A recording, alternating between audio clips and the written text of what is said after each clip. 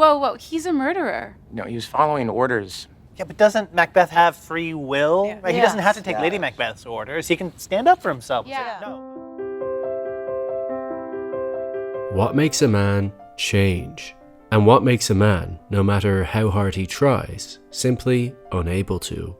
Each one of us are on our own individual path, with only aspirations, expectations, and plans to guide us. But we are also prisoners to circumstance. You may have it in you to become so many different types of people, but as each of life's many tests are thrown at you, with every decision that's made, the options slowly narrow down to make you the precise version of yourself that exists today. Is it all just chance, environmental influence, personal choice, or simply fate? HBO's Barry is a comedy crime drama thriller, a show that starts off as a black comedy in season 1 and transforms into a dark tragedy by the end of season 3, as we learn more about the title character and witness his many attempts and failures to put his violent past behind him. The series raises many interesting questions about morality. What makes a person good or evil? Are we fully responsible for our own choices? And can we ever truly be redeemed for our sins? So let's examine the first 3 seasons of Barry to come to a deeper understanding of the character's complex relationship with himself, his role in society, and free will. Before we meet him, Barry Berkman served as a Marine in Afghanistan, where he was socially rewarded for his first kills, sniping up to 3 enemies from 700 yards away. His fellow Marines celebrated this, chanting his name and passively labeling him a stone-cold killer. We often live up or down to other people's expectations of us, and without even realizing it, this celebrated label from his peer group influences how Barry views himself. A mental door to violence has now been opened, and this will impact his behavior for the years that follow. So much so that just weeks later, his fellow Marine Albert is shot by enemy forces, and in the chaos of trying to save Albert's life while boiling over with rage, Barry thinks he sees the perpetrators sneak into a civilian home, bursts in the door, and unloads his gun at him as revenge, only to discover that his anger was misdirected and that he accidentally just murdered an innocent civilian. This moment causes Barry to no longer trust his own instincts of who's good or bad, of who deserves to live or die. Yet killing is the only thing he's ever been good at, so now Barry feels he needs to follow orders from an authority figure in every aspect of his life to not make a mistake like this again. However, after being discharged, this insecurity would be taken advantage of by Fuchs, a family friend of his deceased father, who harnesses Barry's skills as a stone-cold killer and pimps him out as an assassin. As long as Barry is following orders, he doesn't feel he's doing anything wrong, and Fuchs always reassures him that they're only taking out bad guys. You're a killer, Barry. You kill the bad guys. Echoing the same reward system that existed in Afghanistan. However, when we meet Barry in season 1, he's depressed. Following orders to take out bad guys for money was meant to give his life purpose and direction, but he feels lost and in search of meaning. Which is why when Fuchs sends Barry to sunny Los Angeles to take out an aspiring actor who's sleeping with a Chechnyan gangster's wife, he's susceptible to finding a new authority figure and a new purpose. While Barry's exposure to acting all happens by chance, the reason it's so enticing to him is that he's looking for any opportunity, no matter how briefly, to no longer be himself. Acting provides him the ability to try on other ways of thinking, to simply put down his own life and pick up someone else's. Unlike Barry, these aspiring actors are filled with individualistic self-determination and open-mindedness, whereas he's spent his entire adult life following orders, as he's too scared to trust his own instincts anymore. His biggest fear is that maybe there's nothing more to him than being a killer, that this is what he was put on this earth to do, whether he likes it or not, whether he feels he even chose it or not. But in acting teacher Gene Cousineau, Barry has found a new father figure. Unlike Fuchs, who manipulates Barry to make money, Cousineau is trying to open Barry up emotionally so that he feels free to follow his own creative instincts and pursue his own orders, not someone else's. Do you ever ask for what you need? Or do you just quietly feel shame at your own desires while sadly doing the bidding of others? The acting class begins to change Barry from being fearful about who he is to being inspired about who he could become, which is a massive mental shift, as there's a clear difference between moving forward because you're running away from your past and moving forward because you're chasing after a better future. But moving on from a destructive cycle of violence isn't so simple. While Barry is trying to become a better man in his new environment, his old environment won't simply let him go. His role of stone-cold killer keeps trying to pull him back in. When he realizes his target Ryan is actually a good person who wants the best for him, he becomes his friend, but that only leads the Chechnyans to killing Ryan instead, and once Barry shoots their assassin in self-defense, they want him to make it up to them by taking out the guy their now dead assassin was meant to kill. Barry refuses, wanting to put a stop to all of this, but his hand is forced because if he doesn't, they'll kill Fuchs. This happens consistently. Whenever Barry wants to fully quit, he's either forced to continue out of fear that someone he cares about will be killed, or he's being threatened that unless he does it, they'll expose who he truly is to his acting class. One reason is about protecting others. The other is about protecting himself. So he's living a dual life, pursuing his future dreams in acting class by day and trying to wrap up his past nightmares by night. But it's becoming harder and harder for Barry to kill as he witnesses Ryan's father grieve his son's death, something he's never had to emotionally deal with before, as well as beginning to realize that not everyone he's told are simply bad guys who deserve to die are actually bad, creating more self-loathing and regret about his actions, only further perpetuating the need to keep his true identity a secret.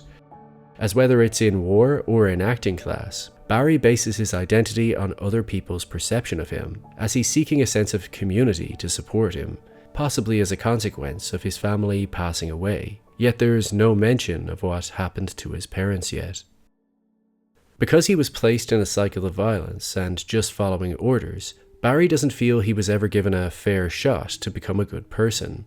When talking about Macbeth, his acting class all express disgust at the character and say his soul is doomed for killing. When Barry tries to argue that the character was just following orders, they then debate whether it's more evil to be the one giving orders to kill or the one performing the act itself. Cousineau sees that Barry is projecting his military experience onto the scene, and sums up by stating that we can all agree that if you kill outside of war, you're a psycho. But is it really just that simple? In Barry's world, there are two rival mobs warring against one another, and he's caught in the middle. And what if you kill based on bad information, or are following orders with good intentions? Do any of these various shades of grey matter? Or is it all just black and white? The morality of Barry Berkman is largely based on his intentions, his regret, and how powerless he appears to be to stopping the cycle of violence he's caught in the centre of. This is what keeps the audience on his side, as he doesn't gain any pleasure from killing. However, once he feels justified in his actions, that the person is evil or deserved to die, he seemingly feels nothing about it, despite the moral justification he uses for killing them being just as easily applied to him.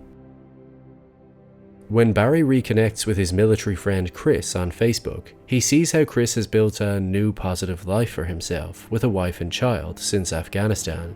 He was never the killer Barry was, but it's an indication that there is life after war, and Barry starts getting heartwarming flashes of what his own family could be like.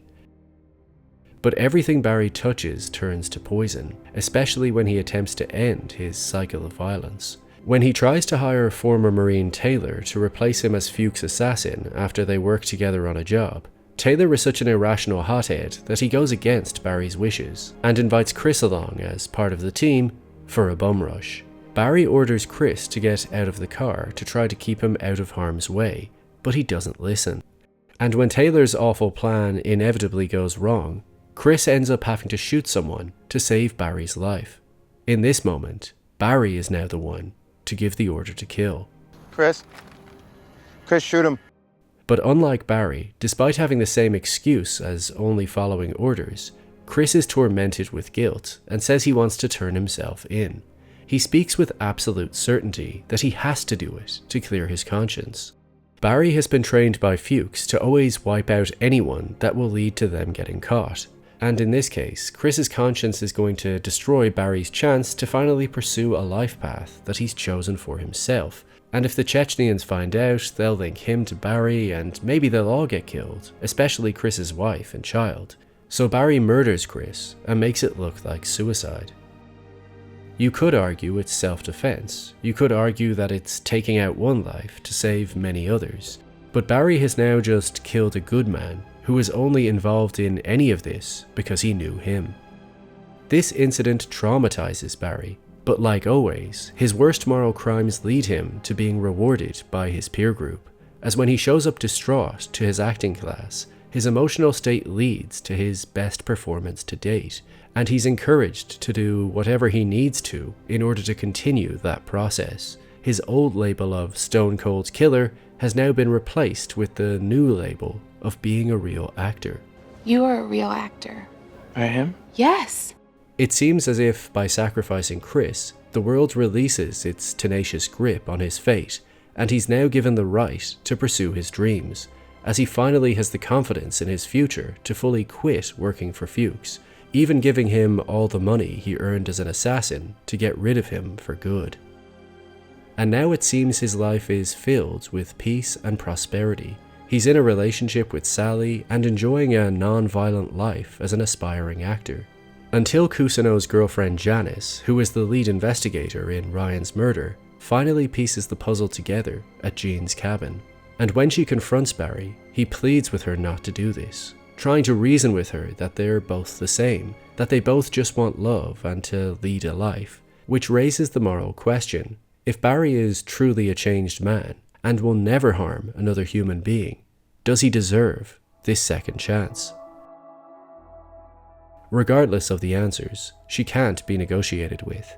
To Janice, this is not acting class. You can't put one role down and pick up another. Their roles are simple. He's the criminal and she's the cop. This is another persistent trend for Barry, that whenever he tries to give orders to save someone's life, whether it be Chris or Janice, they refuse to listen. They speak in permanent language with absolute certainty. That's it. Okay, that's it. I'm going to the cops, and I'm going to tell them everything. Can we please not do this? It's done. Unlike Barry, who's used to taking orders and being manipulated, this further underlines that Barry's excuse for just following orders doesn't seem to apply to anyone else with a normal moral compass. But now that Barry has built a new life for himself and did whatever he needed to do to put the cycle of violence behind him, he refuses to have it taken away from him and murders Janice, adding yet another innocent person to his list of kills. In Season 2, the consequence of Barry's selfish choice is that Mr. Cousineau is so grief-stricken after Janice's death that he no longer wants to teach acting, which would make Janice's murder pointless for Barry. So in order to convince Cousineau to continue teaching, he must demonstrate that acting is a useful therapy for dealing with your demons by finally opening up to the class about his military experience. He tells the story of his first kill, and this action convinces Cousineau to return. Now Barry is being rewarded for his honesty, as acting is all about revealing the truth about an experience. But Cousineau wants the entire class to put on a show where they all tell the story of the moments in their life that shaped and defined them as people, and insists that Barry uses his Afghanistan story. But Barry doesn't want to be defined by Afghanistan. He worked so hard throughout Season 1 to go from being labelled a stone cold killer to a real actor, and now he's forced to reflect on his past instead of just running away from it. This causes him to uncover the story about Albert for the first time, the experience that resulted in him murdering an innocent civilian, which led to his discharge and began this cycle of violence. Cousineau is so shocked by the story and tells Barry never to tell anyone what happened, and reassures him that as a fellow self-centered narcissist, I pray that human beings can change their nature, because if we can't, then you and I are in deep trouble. And that's what Season 2 of Barry is all about, working hard to control your demons. Barry is confronted and tested many times. When Hank forces him to kill again by threatening his class, Barry ponders his own morality. Am I like an evil person? Absolutely. Do I not tell you that enough? You are like the most evil guy I know, man. And the answer he receives yet again suggests that the world sees good and evil in black and white, that there is no redemption for a man like him. But even though he's coerced, he can't bring himself to actually kill again, and instead offers to train Hank's men in order to avoid directly taking another life. When Janice's partner finally gets Barry to confess to her murder on tape, instead of taking revenge on Barry, he wants to use him to assassinate the man who's sleeping with his wife. As always, everyone wants Barry to be the bad guy so they don't have to get their hands dirty. They want the cleaner conscience of giving the order, but not performing the act. Barry still tries to avoid killing by convincing the target to just secretly go into hiding for a few months. But it turns out the guy is a former Taekwondo champion and attacks Barry in self-defense, which brings out Barry's own defensive instincts and he tries to kill him. But despite his efforts, he isn't the one to finally finish the job, which brings back up the question of intention. Is Barry now less guilty for trying not to kill the target, or for attempting to kill the target and failing, than if he had just succeeded with ease like he usually does? When Sally is acting out her abusive history, she tries to get Barry to play violent with her, and he's too uncomfortable to even slightly open that door. So she tries to emotionally manipulate him by antagonizing him on stage, unaware that she's confronting him with his biggest fears. You pretend to be this nice guy, but deep down you're nothing but rotten, and you like it. That's why you're never going to change. And when her abusive ex resurfaces, Barry is tempted into killing him and even goes to his hotel room to do it, only to catch himself at the last second, unaware that Sally was there, frightened by how quickly his anger led him back down a path to darkness. Kusano tries to harness Barry's darkness for good and redirect it toward his acting, using his past trauma to elevate his performances. And again, it appears to be working. Barry seems to have controlled his demons. Until a bitter Fuchs, jealous of Kusano's constructive father figure role, destroys their relationship for good by framing Kusano as Janice's murderer next to her body, before revealing to him that Barry did this. Barry explodes into rage and is out for revenge against Fuchs. He slaughters both the Bolivians and the Chechnyans he trained without hesitation. Having spent 2 seasons building up a new vision for who he could become, he throws it all away in a violent rage. Once Barry calms down, he realizes what he's just done, and seems to accept that this demon cannot be controlled, that this is who he is, that everyone is right, he is irredeemable. Now he symbolically slinks back into the darkness. There's no justifying this. There are no mental gymnastics he can pull to feel better. No one ordered him to be here. No one forced his hand. He just felt angry and lashed out, like nothing had changed since what happened with Albert in Afghanistan.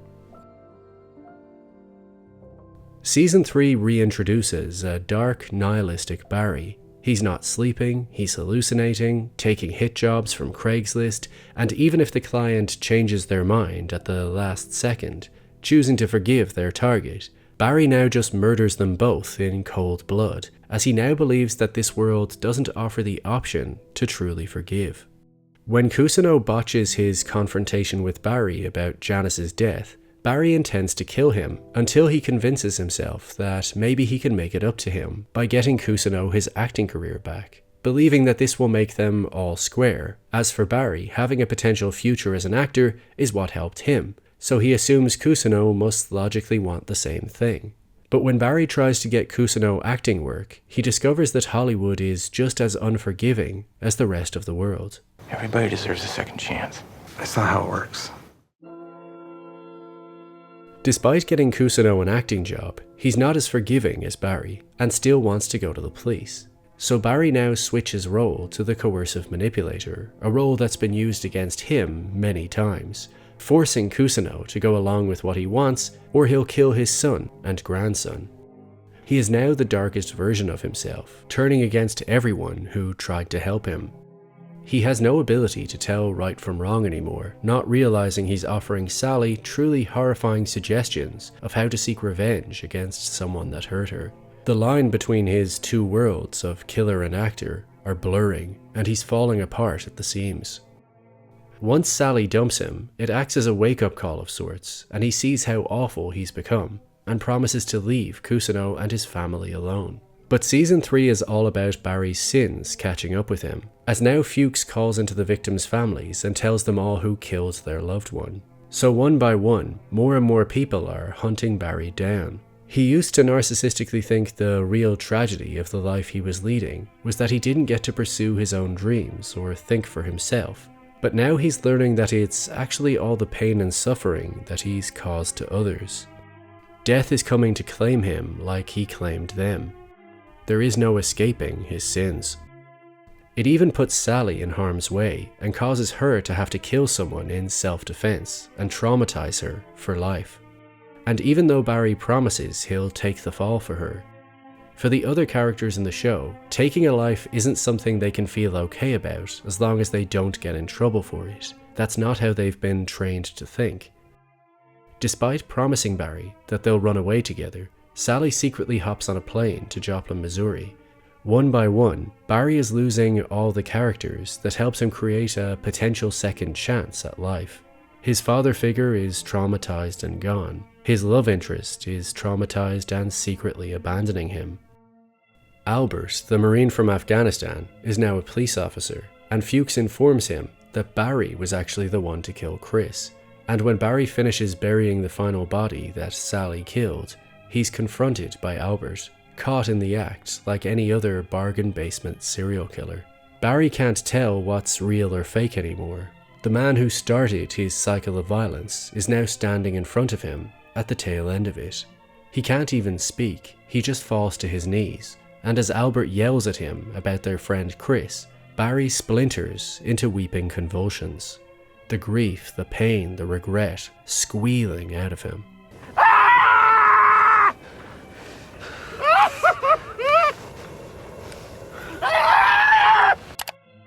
Albert reassures Barry that he's not evil, as he saved his life and he knows he's a good person. But this has to stop. Albert could arrest him right then and there. He could kill him, but he doesn't. He knows everything about Barry, and unlike everyone else, he's giving him a second chance. This is his real opportunity to completely stop and prove he's not a monster. And what better way to start than having your conscience cleared by the very person that ignited the cycle? But then he gets a call from Janice's father, and he wants to speak to him. And Kusuno calls straight afterwards, sounding detached and distraught, saying Janice's father knows everything, that he's going to ruin him, and he can't let that happen. Barry realizes Kusuno is about to murder Janice's father, so drives straight to the scene to stop him. He doesn't want his newfound father figure, the man who offered him a new way of thinking, to get sucked into this horrible world of violence because of him. It already happened with Sally. He won't let it happen with Kusuno too, as once it starts, it never stops. So he strips the gun from his hand and goes inside to do it himself. Just one last time, one more sacrifice to preserve a dear friend's future, and then he can truly leave all of this behind him. But once he raises that weapon to shoot Janice's father, a team of police are waiting for him. Freeze! He's been caught red-handed. Albert gave Barry his last chance to fully turn his back on all of this violence, yet here he was again, gun in hand, justification prepared. If this was a test, he had failed. And as the police walk him out, Kusuno stares him directly in the eye, without fear. The father figure he thought he was protecting and acting on behalf of had set him up. What feels like a betrayal is actually just karma. The man who helped create your acting dreams is killing them right before your eyes, using his craft as a weapon. But is Barry Berkman really just an evil serial killer, or simply a soldier diligently following the orders of various authority figures in his life, naively believing he was doing the right thing? If he had never been told to take that shot in Afghanistan, Would he have still ended up a stone-cold killer? Or would he have never harmed a fly? Over 3 seasons, he could not stop his cycle of violence. When he tried to get out, he was forced back in, time and time again. He just wanted to be able to make his own choices, free from coercion. But perhaps there's no such thing as an uncoerced choice, as there's always someone or something pushing you in a direction, seducing you with money or emotional manipulation to do their bidding for them, whether it's explicit or implicit. And the real test of morality is having the strength to say no to your surrounding influences when they try to make you betray yourself for their benefit. A hired assassin may have to be a psychopath to perform the act, but we can't forget the key word, hired. So is the hand that pulls the trigger really more guilty than the voice that barks the order?